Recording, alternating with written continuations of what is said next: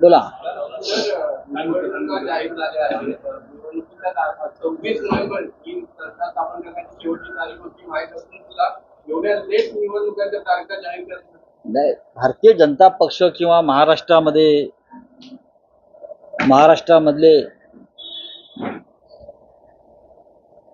जे सत्ताधारी आहेत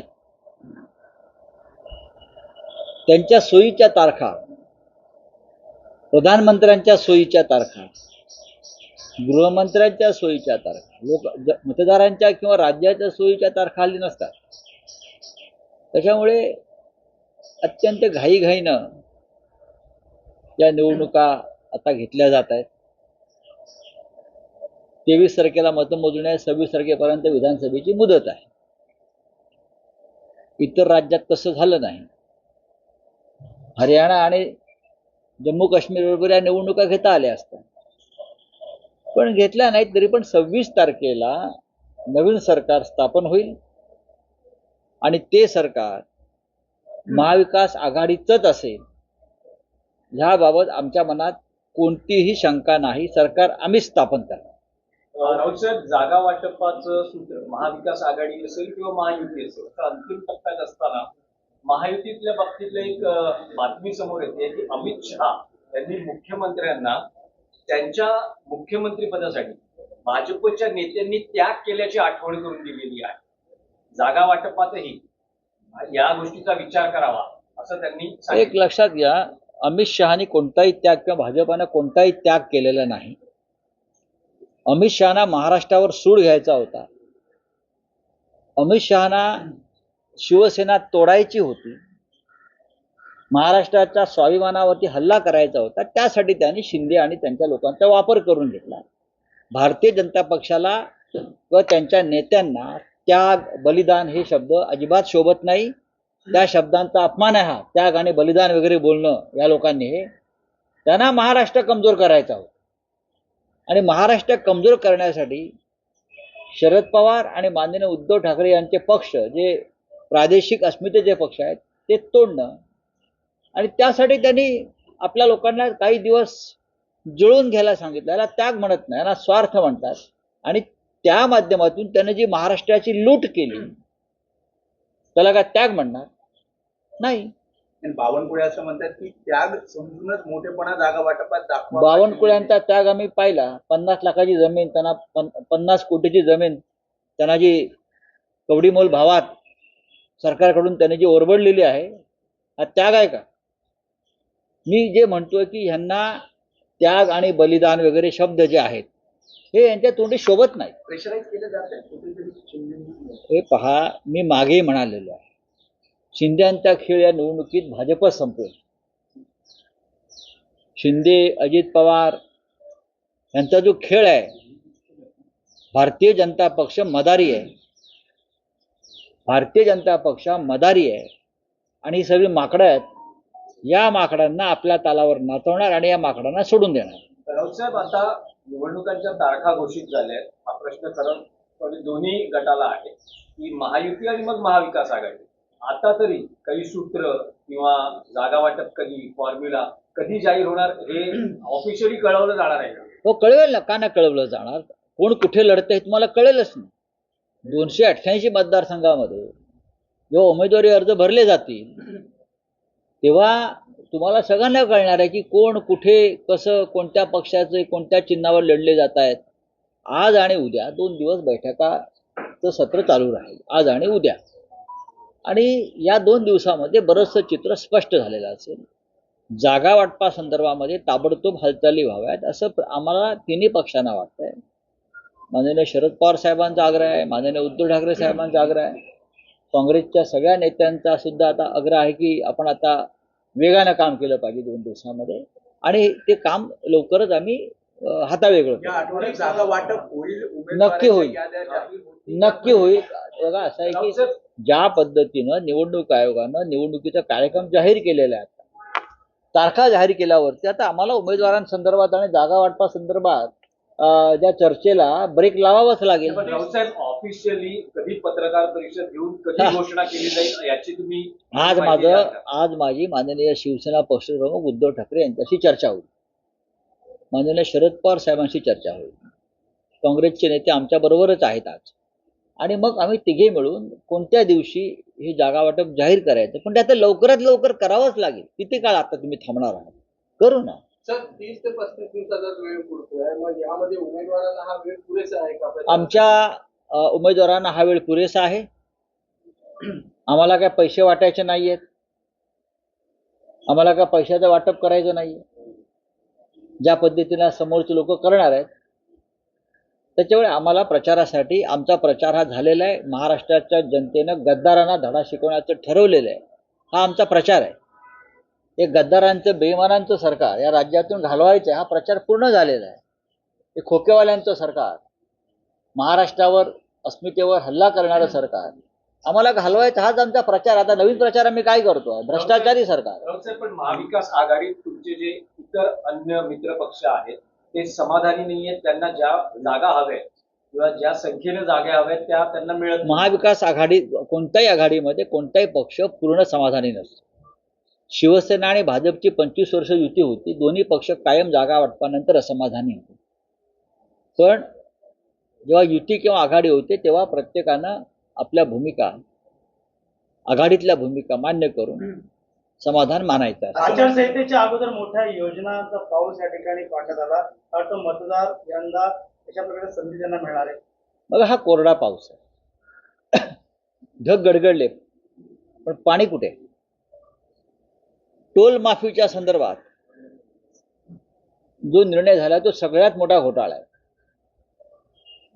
म्हणजे ज्या टोल कंपन्यांचे जे कॉन्ट्रॅक्ट झालेले आहेत, जी मुदत आहे त्या मुदतीआधी टोल माफी केल्यामुळे त्या कंपन्यांना शेकडो कोटी रुपयांचा परतावा करावा लागणार आहे. बरोबर? त्यातले 50% हे मिंधे, भाजपा आणि राष्ट्रवादी अजित पवारांची यांच्या वाट्याला जाणार आहेत निवडणुकीसाठी. हे एक पडद्यामागचं एक सूत्र ठरलेलं आहे. राज्याच्या तिजोरीतून हे पैसे आता त्या टोल कंपन्यांना द्यावे लागतील अशी माझी माहिती आहे. राऊतसाहेब, आचारसंहितेपूर्वी अगदी शेवटच्या क्षणी 7 आमदारांचा शपथविधी, विधान परिषदेच्या आमदारांचा शपथविधी पार पडला. हे बेकायदेशीर आणि घटनाबाह्य आहे. देवेंद्र फडणवीस घर घर संविधानचा नारा देऊन एक कार्यक्रम राबवत आहेत. पण त्यांच्या सरकारनं हायकोर्टामध्ये, सुप्रीम कोर्टामध्ये याचिका असताना या संदर्भात घाईघाईनं आचारसंहिता जाहीर व्हायच्या 5 तास आधी जो निर्णय घेतला 7 आमदारांना शपथ देण्याचा, तो घटनाबाह्य आहे. मुळात पहिली यादी राजभवनामध्ये प्रलंबित आहे, ठाकरे सरकारने पाठवलेली, आणि दुसरी यादी तुम्ही घाईघाईनं पाठवता. ज्या कारणासाठी तुम्ही आमची यादी थांबवली, प्रत्येक जो सदस्य होता, जे नावं होती, त्या टोल कंपन्यांना द्यावे लागतील अशी माझी माहिती आहे. राऊतसाहेब, आचारसंहितेपूर्वी अगदी शेवटच्या क्षणी 7 आमदारांचा शपथविधी, विधान परिषदेच्या आमदारांचा शपथविधी पार पडला. हे बेकायदेशीर आणि घटनाबाह्य आहे. देवेंद्र फडणवीस घर घर संविधानचा नारा देऊन एक कार्यक्रम राबवत आहेत.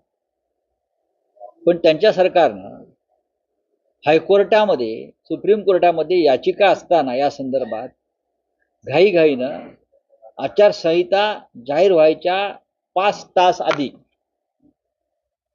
जो निर्णय घेतला 7 आमदारांना शपथ देण्याचा, तो घटनाबाह्य आहे. मुळात पहिली यादी राजभवनामध्ये प्रलंबित आहे, ठाकरे सरकारने पाठवलेली, आणि दुसरी यादी तुम्ही घाईघाईनं पाठवता. ज्या कारणासाठी तुम्ही आमची यादी थांबवली, प्रत्येक जो सदस्य होता, जे नावं होती, त्याची चौकशी करण्यात आली.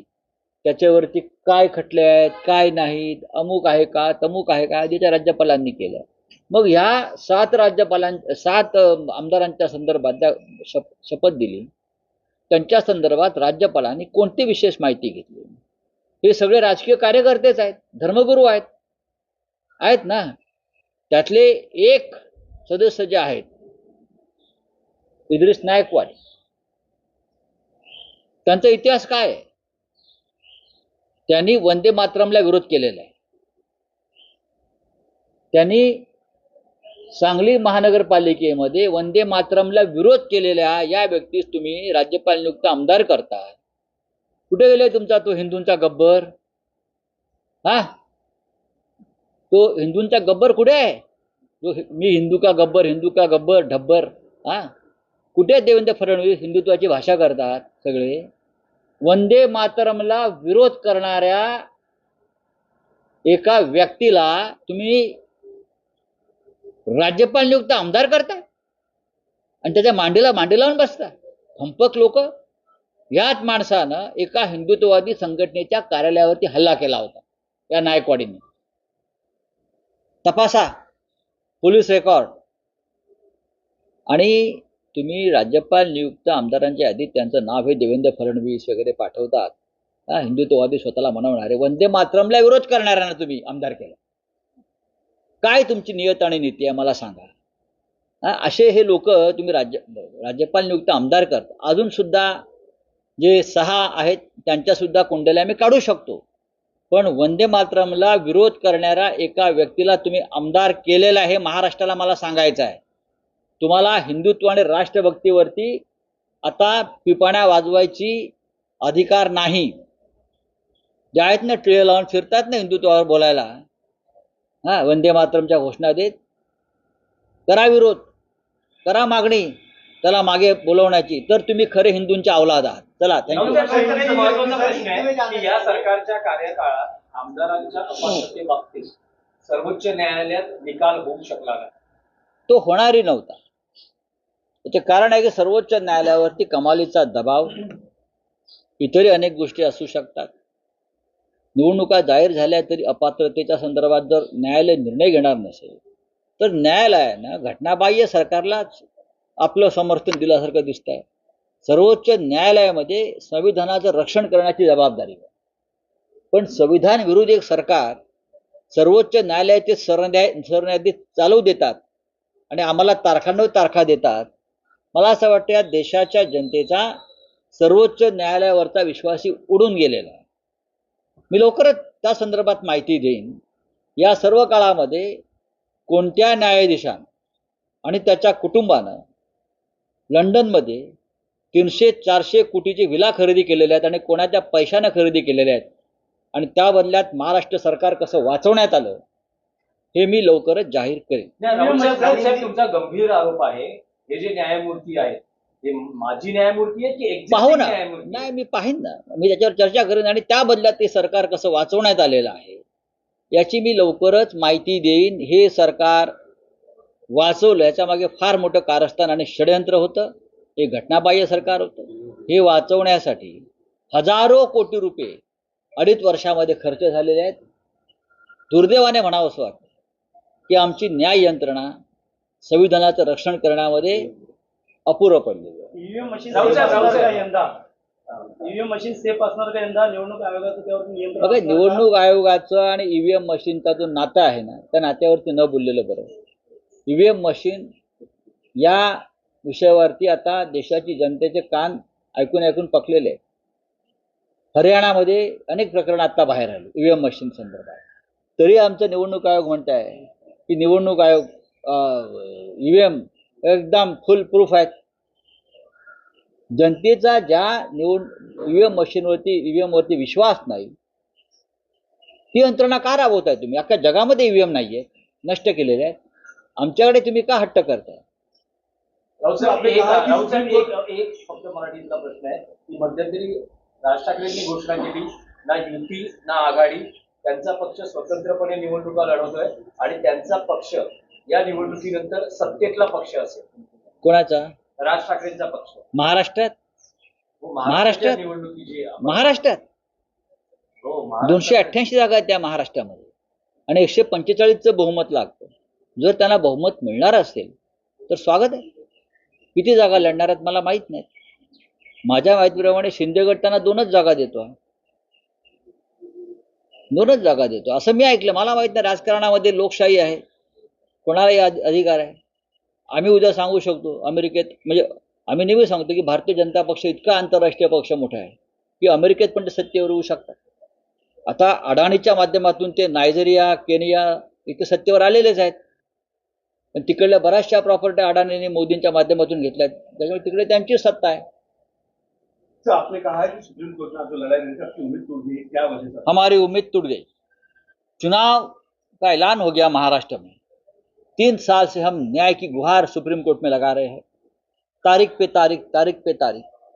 सुप्रीम कोर्ट हमारे आखिरी आशा का किरण रहा कि इस राज्य में जो संविधान के खिलाफ एक सरकार बनी है, करप्शन और भ्रष्ट मार्ग से, आप उनको बचाने की कोशिश की. क्यों की भाई? ये देश के सरन्यायाधीश, मुख्य न्यायाधीश हो या सभी न्यायाधीश हो, हम हाथ जोड़ते रहे. हमारी पार्टी को जिस तरह से तोड़ा गया, बाला साहब ठाकरे जी की पार्टी एक ऐसे व्यक्ति के हाथ में दी जिसका कोई शिवसेना से संबंध नहीं है. शरद पवार साहब की पार्टी एक ऐसे व्यक्ति के हाथ में दी जिनका कोई संबंध नहीं है, चिन्ह भी दे दिया. और आप 3 साल से हमको सिर्फ तारीख पे तारीख दे रहे हो. कौन सा न्याय है इस देश में? सर्वोच्च न्यायालय संविधान की रखवालदार है, चौकीदार है, लेकिन संविधान के बारे में न्याय करने में आप इतना विलंब करते हो, तो न्याय कैसे और कहाँ मिलेगा? ये जो सरकार बचाई है महाराष्ट्र की, उसके पीछे बहुत बड़ा खेल हो गया है, जल्दी सामने आ जाएगा. लोग बोलते हैं कि लंदन में कुछ लोगों ने बहुत प्रॉपर्टीज खरीदी है. इस मुकदमे के संदर्भ में जो लोग हैं, कुछ अभी देखूंगा, धीरे धीरे हम उस बारे में जानकारी दे देंगे आपको. कुछ लोगों ने 300 करोड़ की विलास खरीदे हैं. सर, इलेक्शन कमीशन ने तारीख अनाउंस कर दी है विधानसभा चुनाव के पहले. महाविकास आघाड़ी में सीट शेयरिंग को लेकर क्या कुछ जो है महाराष्ट्र, देखिए, सीट शेयरिंग की बात सिर्फ महाविकास आघाड़ी है, सामने भी 3-4 पार्टी एक साथ है ना, उनको भी सवाल पूछिए. हमारा काम लगभग पूरा हो चुका है, जल्दी हम आ जाएंगे सामने. अमित शाह